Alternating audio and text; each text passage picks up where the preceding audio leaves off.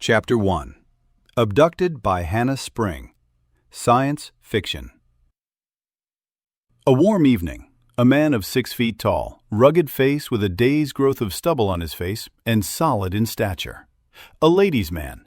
His name is Brett. As he is walking around his office, putting on his coat, as another man comes into his office. This man, Tony, who is around 5 feet 10 inches tall, carrying a mild beer gut, and his clothes are loose-fitting on him.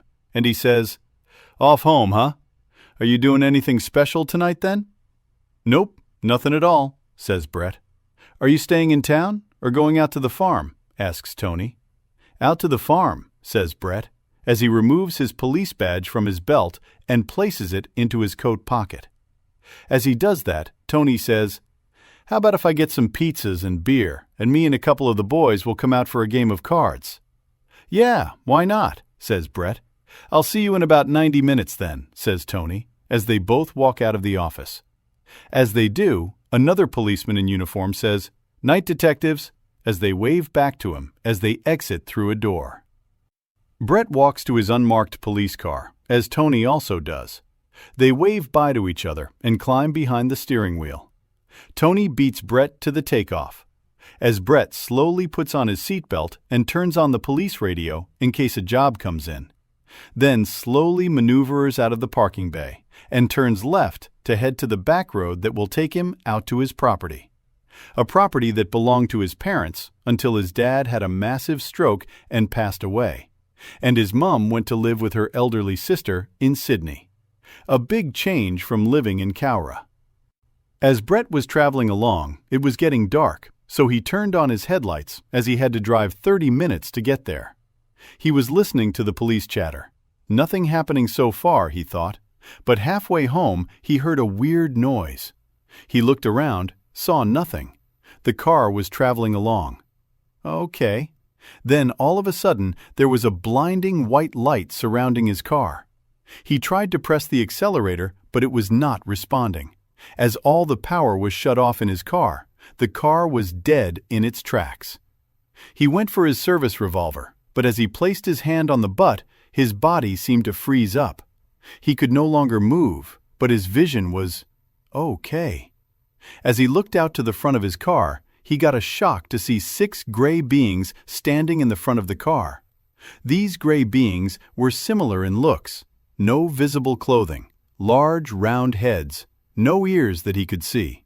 They had large black almond eyes and 2 small holes where the nose should be. Their lips were very thin and narrow. As Brett sat there, trying not to show fear, but he was sweating by this time, he tried to move, but nothing happened. As the gray aliens separated into 3 and walked down each side of his patrol car.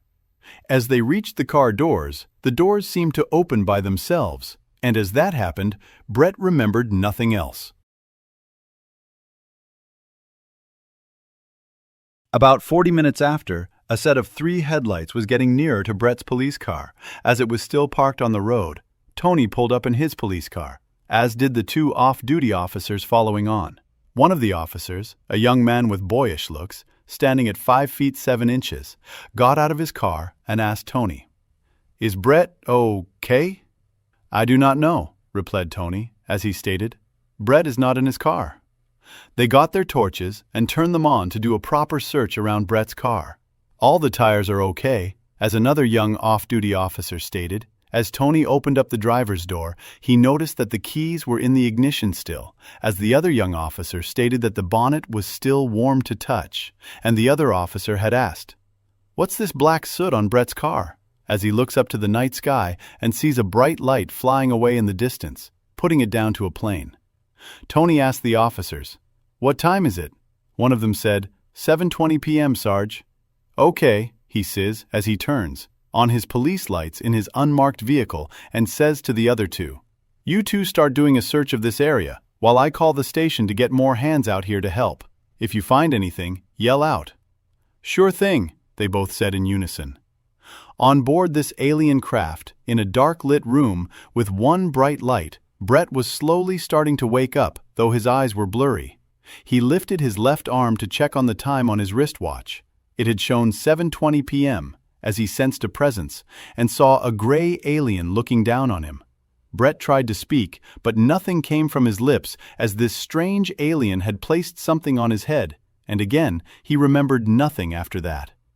At the search site where Brett's car was left and found, extra police roll in from Cowra and other police stations to help locate a police member who has mysteriously disappeared. Tony took hold of the search and rescue of his fellow detective.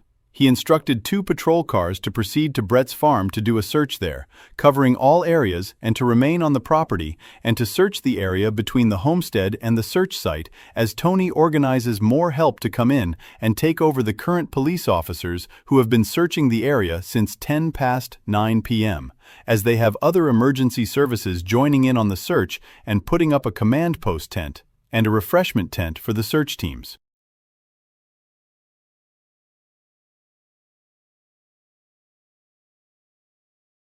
After 3 weeks of searching, Tony and other senior police officers had a meeting in regards to the search of Senior Sergeant Brett Brown. The decision was to call off the search as he cannot be found, though the incident control team had reports coming in from around the area stating that a strange light was seen moving through the sky. Some witnesses stated that it was slowly crossing the sky, as some said it was seen going quicker than any plane he knew of.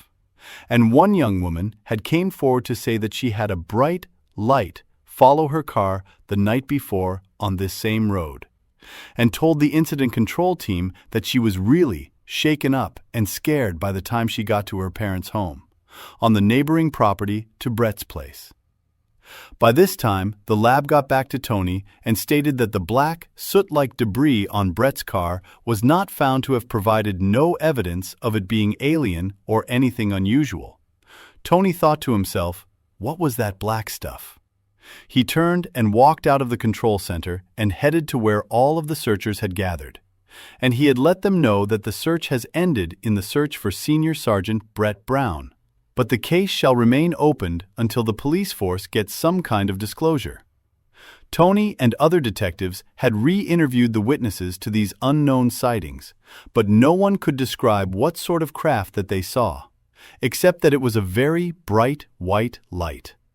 The newspapers and TV reporters reported their stories along the line of, Senior Sergeant Brett Brown has been abducted by aliens in a bright white UFO, as the search has now finally been called off for the missing detective.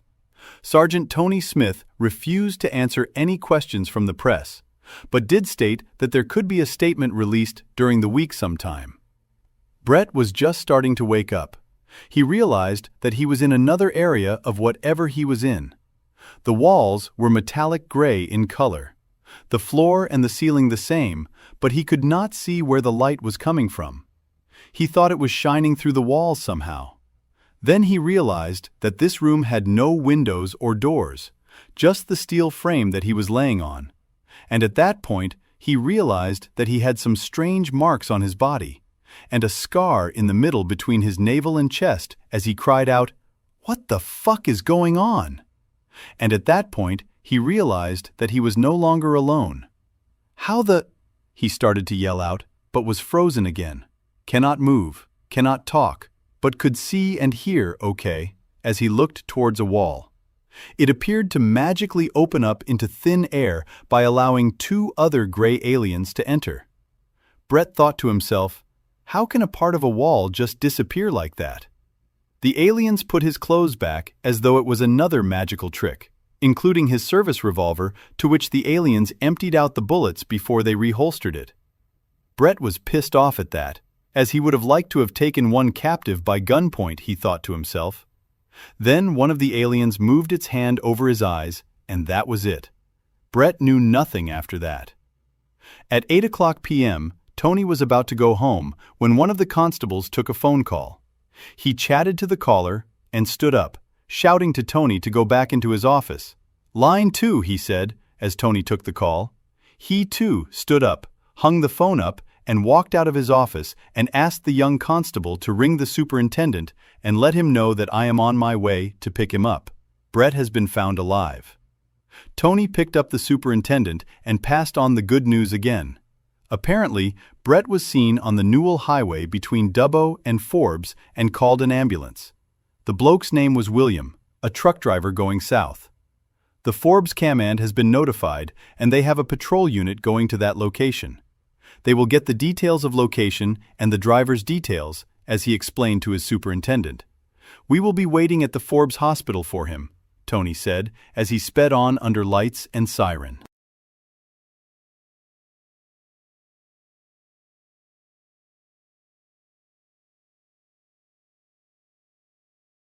They waited for 40 minutes until the ambulance arrived at emergency. There, they took him out of the back of the ambulance and straight into ER, to where the doctors were waiting for him. Tony and his boss tried to gain entry to this. Where they had Brett was pushed back out past the curtains with the doctor saying, "When we finish, okay?" It was another hour and a half before the doctor came out and asked them to follow him into a small room, to where the doctor, a man with gray balding hair, chubby looks, wearing a gray surgical gown, the doctor started off by saying that the detective was malnourished and dehydrated severely, and that he has been put on a drip to try to replenish what he has lost. There are signs of bruising all around his body, with what could be called a surgical scar on his torso, but healing up like we never seen before, the doctor stated. The doctor said that they will be doing scans on him once he is strong enough. But for now, he said, he needs rest and no visitors. As they exited the room, a young nurse handed Tony Brett's service revolver. He checked the chamber. All 6 bullets are still there, as he placed the weapon back into the holster.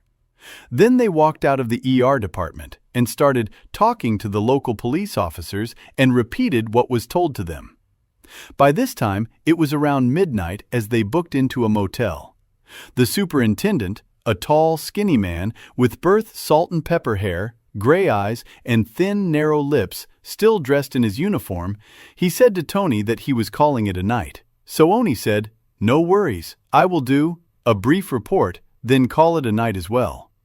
In the morning, around 7 a.m., they both greeted each other outside of their motel doors, to where they proceeded to the restaurant and made a coffee each. As they sat outside, they spoke about Brett and wondered what had happened to him, what he went through, what he saw. The Tony said, "I had better ring his mum and tell her the good news," as he produced his notepad from his coat's pocket.